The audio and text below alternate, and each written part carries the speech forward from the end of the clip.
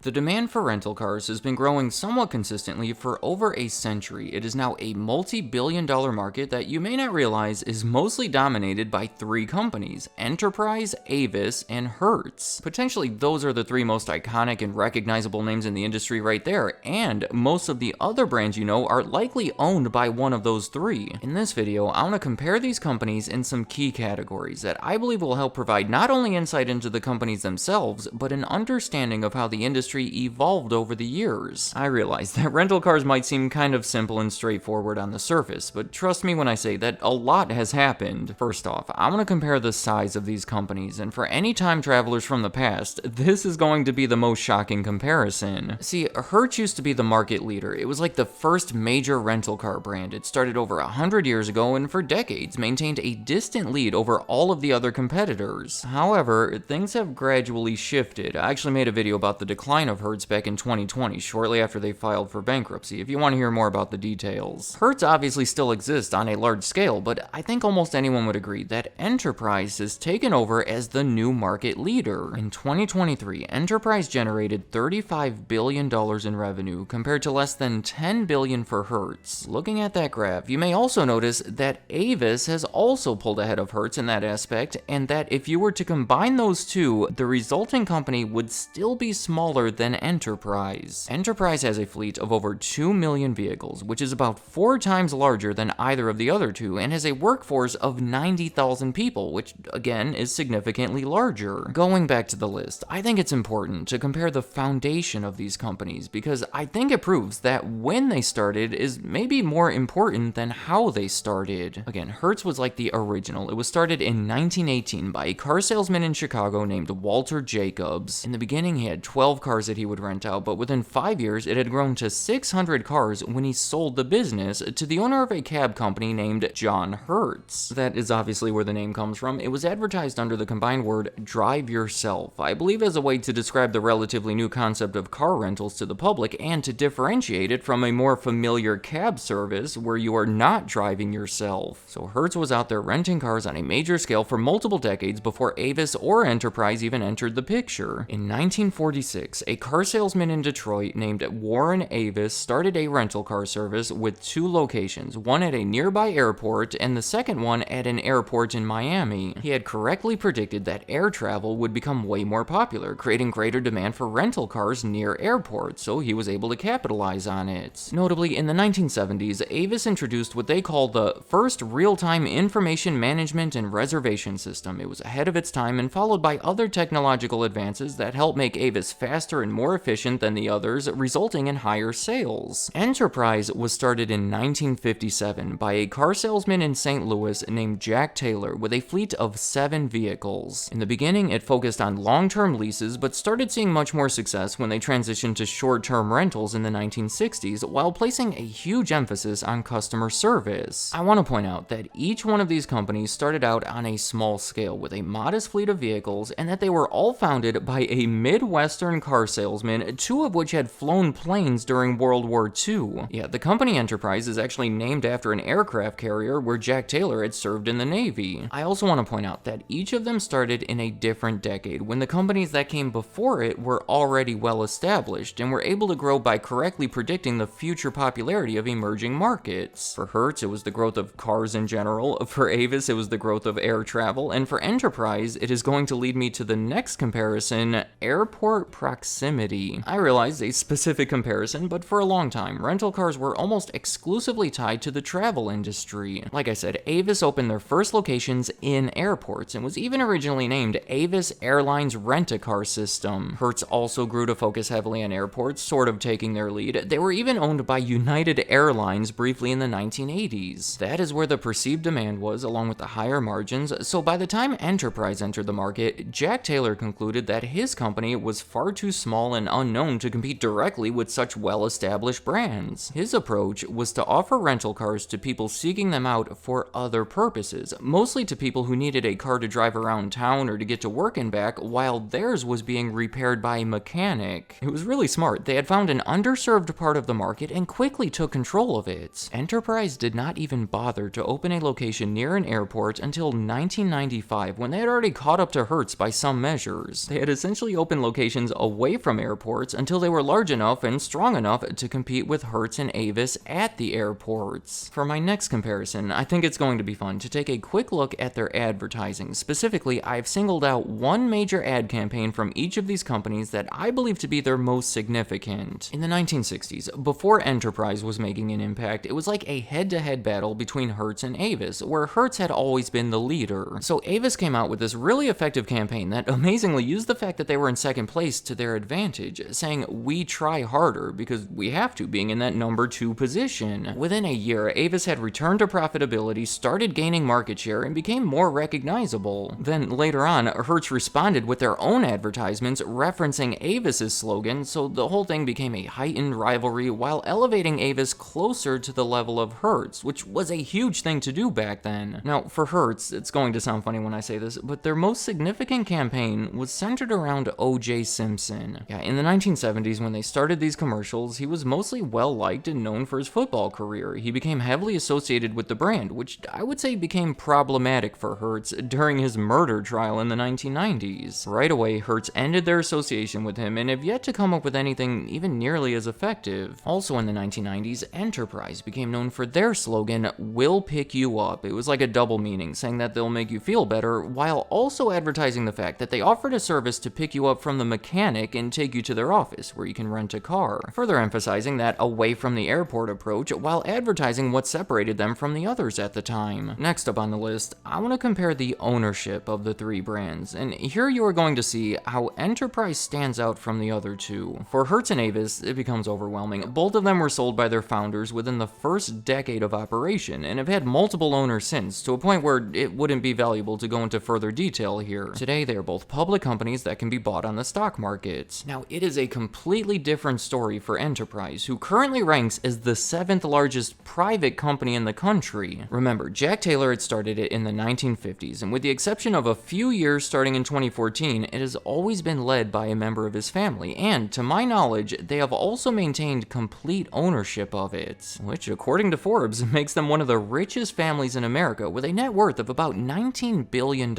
So there's a lot to respect there. Enterprise was able to surpass the others while keeping it privately owned within the family. My next comparison is an important one: acquisitions, because the entire industry has been consolidating. Again, this one can get complicated with all the different changes in ownership, so I'm going to do my best to keep it simple and only highlight the most significant parts here. Budget is a lower-priced, mostly airport-based rental service that filed for bankruptcy in 2002. Through that bankruptcy, the parent company of Avis at the time was able to buy it for about $100 million, and a few years later, those two were combined into their own independent company. In 2014, that combined company also bought Payless Car Rental, so now they offer more luxury cars through Avis, mid-level cars through Payless, and budget cars through, well, Budget. Though, in 2010, all of that consolidation everywhere was pressuring them to buy a major competitor called Dollar Thrifty. Those two had come together in 1990, when they were both bought separately by Chrysler and then spun off together 7 years later. So here, Avis Budget Group, as it's now called, made an offer to buy them for $1.3 billion, which led to a bit of a bidding war between them and Hertz, who again was feeling pressure to grow. They were both trying to buy Dollar Thrifty, who eventually ended up going to Hertz in 2012 for $2.3 billion. Now, potentially the most impactful acquisition happened in 2007 when Enterprise bought Vanguard, the owner of National and Alamo. Part of the motivation, yet again, was to keep up with the competition and prevent anyone else from merging together, but another big part of of it was to finally grow their presence in the airports. I know it keeps going back to that, but it's important. Enterprise had started opening locations at airports, but they were still significantly trailing behind the other two, and this acquisition was like the perfect fit. Alamo is more of a cheaper brand meant for people on vacation, while National is more of a premium brand meant for people on business trips, both located primarily at airports. I apologize if all these different car rental brands is overwhelming, but that really is about as simple as I can make it. Finally, I want to make a few comparisons regarding how the automakers have been involved, because obviously when buying cars and renting them out on such a large scale like this, it almost requires relationships with the companies that are making the cars. Like I said earlier, Chrysler used to be the owner of Dollar Thrifty, being the company that put the two together. Hertz was owned by General Motors for 27 years starting in the 1920s, and then mostly owned by Ford for 18 years starting in the 1980s. General Motors also owned National for 6 years starting in 1988 and held a minority stake in Avis during a similar period. So those are just some of the main ways that the big three automakers have been involved here. Let me know in the comments, what do you think of all these rental car companies and the stories behind them? Honestly, I would say that they all have cool parts and elements to respect, but to me, Enterprise is the one that stands out, right? They're the newest one of the bunch that took the most unconventional approach and became the most successful because of it. I mean, growing from 7 to 2 million cars while maintaining ownership and control of the company within the family, I think is pretty remarkable. Also, what do you think of these companies as a customer? Do you prefer one over the others, and what has been your experience? Finally, I just want to make it clear that this video was meant to be a broad comparison of these three different companies. Obviously, I couldn't include everything about them. If you want more details about Hertz, I recommend that other video I made, and let me know if I should make another video focusing in on Enterprise or Avis or one of the others. And any other thoughts you have about anything in this video, leave them in the comments. I'd like to hear what you have to say. Thank you for watching.